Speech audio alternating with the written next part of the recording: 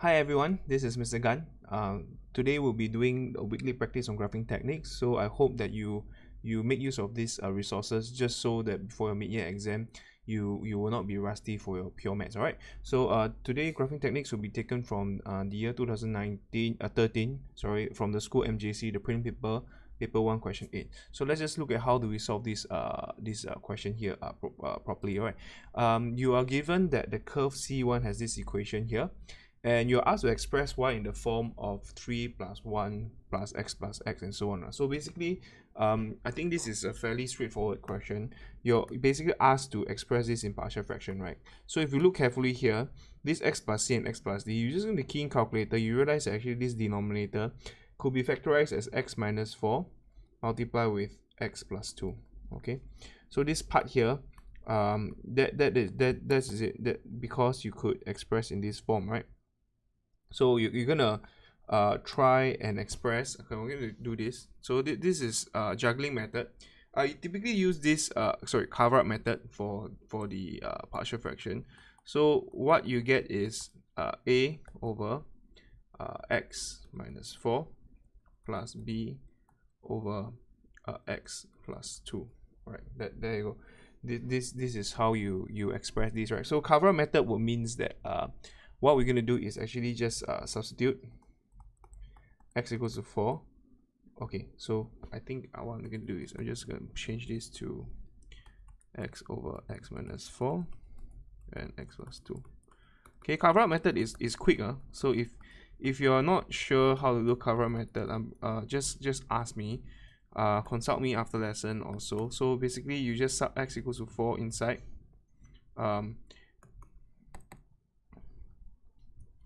X equals to 4, the root of a is 4, right?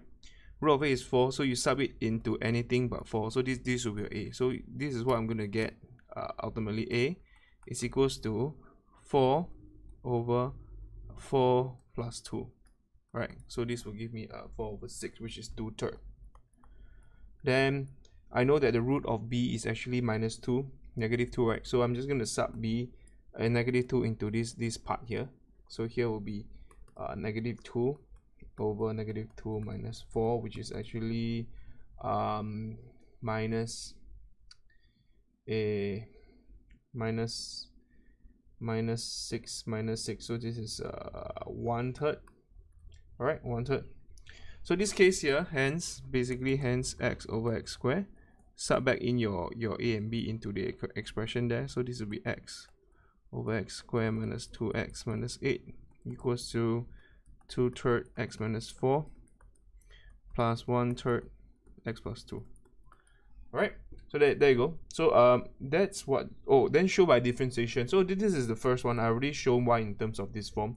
Show by differentiation that C1 has no stationary point. So what I'm going to do is I'm just going to let so C1, right, is actually just y equals to 3x minus 4 as 1/3 x plus 2.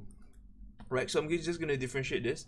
So this is just a normal secondary school differentiation. You have really learned in secondary school. So dy dx on the other hand will just be negative 2/3 x minus 4 minus 2 minus 1/3 x plus 2 sorry, not minus 2. So this is power 2.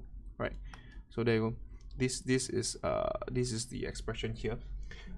You do realize that this could not be 0. So since so this is 0, since dy dx cannot be equal to 0, okay, hence C1 has no stationary point. Okay, that's how you get the first part. So yeah, that's the first part. I think this is pretty okay. Now let's look at the second part, sketch C1, setting the actual intercepts and equation of asymptote. So we look at this expression here. We know that this expression, which is y, sorry, this y is, oh, I wrote the wrong y. There's a plus 3 here. Okay, so this y is actually part 2. So y is actually equals to 3 plus 3 over 3x minus 4 plus 1/3 x plus 2, right? So this case here, what we know is a horizontal asymptote will just be y equals to 3, right? So because as x goes to infinity, this will be 0 and this will be 0. So the basically y would tend to 3. So that's the expression. So if you key in your GC, you will get interesting shape. So I'm just going to use decimals, right? Because decimals looks better. We know that vertical asymptote would also be x equals to 4 and x equals to minus 2, right? Here, the just look at the denominator, equate it with 0, because that you can't divide by 0 your expression. So here, straight off the bat, I know that this graph would look like that. So just label all the asymptotes. Here is over here. Then this over here, we have got 4. So I'm just trying to draw this to scale. 4 is about here. Okay. X equals to 4. Then x equals to minus 2, which is here. X equals to minus 2. And then you have y equals to 3, which is about here. Okay. So this is a graph that you're looking at, y equals to 3. Y, and this is 3, and this is x. Okay, great. So I'm just gonna key in calculator, and we're gonna see what this graph would look like. Okay, so this graph here, I'm just gonna key in. Let me take it out.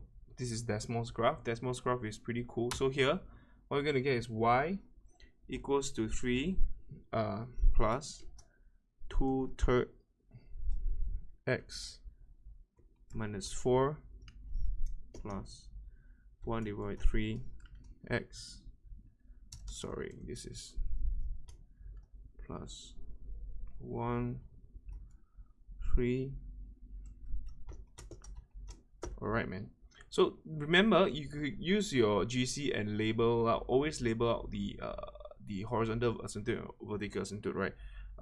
So especially the horizontal asymptote, y equals to 3, and there's x equals to 4, then there's x equals to -2. Okay, so this part here, what I'm gonna do is I'm just gonna use this and label it out. Blue, and there you go. Okay, this is the graph that I'm looking at. Okay, great. Now once you get this, just use your GC to calculate the 0 value here. You do not need to calculate it manually. So I'm just gonna use the GC values, right?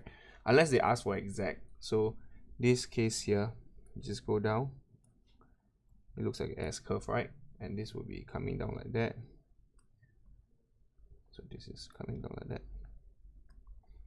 coming down like that, and coming down like that.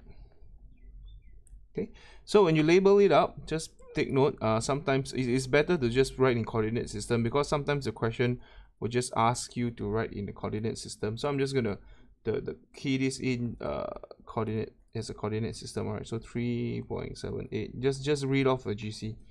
Okay, there you go. This is the graph that you're looking at. So make sure you label everything, the asymptotes and everything in the graph, then you'll get it. Now part 3, find the exact area bounded by C and the line x equals to 2. So x equals to 2 is bounded by the curve C1 and the line x equals to 2 and the axis. So x equals to 2 will be here, right? X equals to 2 is about here, half of it. Then you're asked by this curve here and this by the axis. So the area they're looking at is this area here. So I think this is just a normal integration, so this is not too bad. This is just normal integration, secondary school. So integrate from 0 to 2. That's about it, right? So the required area, this area here, you are just looking at x equals to 2, right? The required area would just be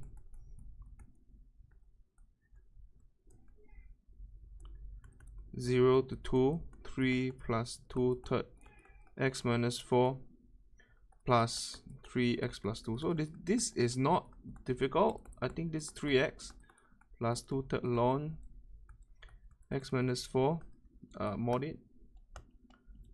So x minus 4 plus 1/3 ln x plus 2. Okay. This is 2 and 0. Great. So once you key this in, you will get this will be 2, 6, 2/3 ln 2 plus 1/3 ln 4, and then minus of 0, 2/3 ln 4 plus 1/3 ln 2. You could ln 4 is actually 2 to the power 2, so you could just multiply and just simplify this 2 up, is fine. So 2, I like to just simplify, so 6 plus 2/3 ln 2 plus 2 to the power 2, so this is 2/3 ln 2, right? Minus 4/3 ln 2, 4/3 ln 2, plus minus of 1/3 ln 2. Right. So key in calculator, and you will see the value here, which is 2/3 plus 2/3 minus 4/3 minus 1/3, which is minus 1/3. So this is 6 minus 1/3 ln 2, right? Units. There you go. This is it. Just a logarithm, so that's alright. Okay, covered. Let's look at the fourth part. I think the fourth part is also okay. Fourth part is the curve C2 has this equation of x squared minus y squared. Sketch C1 on the same diagram and find the coordinates of any point intersection C1 and C2. Alright, I think this one I may need to bring out the GC to show you how to find intersection point, because I think a lot of times students do not know how to find intersection point using your GC, right? So let me then I'll need to bring out the GC then. Okay, this graph here is an ellipse, right? So how do I tell it's an ellipse? Is because the coefficient of x squared and y squared is different, and it's a plus, and this is a 1, right? So all we know is basically the center of the ellipse is this guy. Okay, I'm gonna write this guy down, right? This guy down is so this is x minus 5 square over 3 square plus y square over 2 square. I think this part here, just pay a bit attention. So the center of this ellipse, we know that is just 5, 0. Am I right? 5, 0. Okay. And then so we know that the center is 5, 0. The horizontal stretch, the horizontal stretch from the center is 3, because this is 3 square, right? So just refer to the summary notes. You know that this is 3 units away from the middle, 3 units away from the middle, 3 units. Okay. So in other words, this side here should be a 2, 0. So if I were to do this, this would be 2, 0, and that would be 8, 0, right? Then the vertical stretch from the center will be 2 units and 2 units. Okay, this is 2 units. This is 2 units. So here will be basically a 2 units. So we know that the top, this is ellipse, it looks like that, right? This is what you do. So this is it looks like that in the ellipse. For the center is 5, 0. So I'm just going to draw it from 5, 0. 5, 0 is about here. I hope 1, 2, 3, 1, 2, 3. Okay, I think this is about 5, 0. So it cuts to 2, 0, which is about here, half of it. And then it's about the same side here, and then you have got 2 units above. So this point here will be 5, 2, and this is 5 minus 2, right? So this is 5, 2,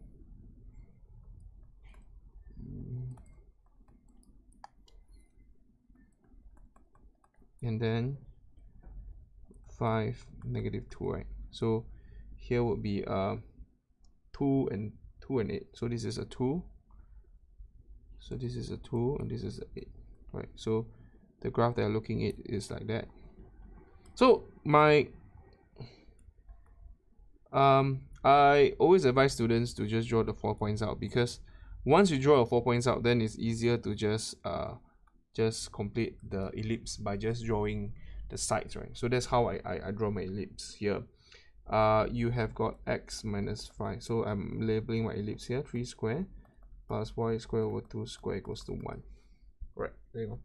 Now these 2 points here, because this graph, the graph here, line of intersection here, you could just use GC, right? So a lot of students now don't use the conic set. Conic set is sometimes I really don't I think coordinate Z is useless because it can't, precisely because of this kind of question. You don't use coordinate Z because it's going to be very messy. So what you need to do is you just express this as y, y square, make y the subject. All right, so 1 minus x minus 5 square over 3 square, and this will be y equals to 2 square 1 minus x minus 5 square over 3 square, square root plus minus. Okay, so you can actually key in the plus minus into the GC. So let me bring up my GC out and I'll show you how do we do this properly. So I'm loading up my GC, so I'm just going to close off the decimals. I think you get the idea. So you get you key in y1 and y2, but if you want to key plus minus in the GC, it's just curly bracket 1 comma -1. All right, so I'm saying is if you forget the syntax in the exam, you could just key in 2 values. It's not an issue. So here I'm just going to key in y. This is 3 plus fraction 2 3 x minus 4 and plus fraction 1 3 x plus 2. Then I've got another one, which is now I'm going to key in the ellipse formula, which is this one here, right? I'm going to key this in. So here what we're going to get is plus minus, so plus 1 comma -1 minus square root. So this would be 1, so 4 1 minus x minus 5 to the power of 2 3, which is 9, 3 square, which is 9. Right, so yeah, that is what we're going to do. We're just going to key this in, then you just graph it. You get the graph, and there you go. You see the ellipse there? It's pretty cool, right? Now if you want it to be nicer, what you could do is you just zoom square. Zoom square means you change to the, I think there's already zoom square. Oh, you know, so that's the ellipse. So what we're going to do now is I'm going to find the intersection between these 2 points and just write it down from the calculator. So second, calculate intersect, which is this and this. Key in, this will be 3.49843 because that's what I would need to find, right? So this case here, from do you want the intersection? So from GC point, what they want a point of intersection.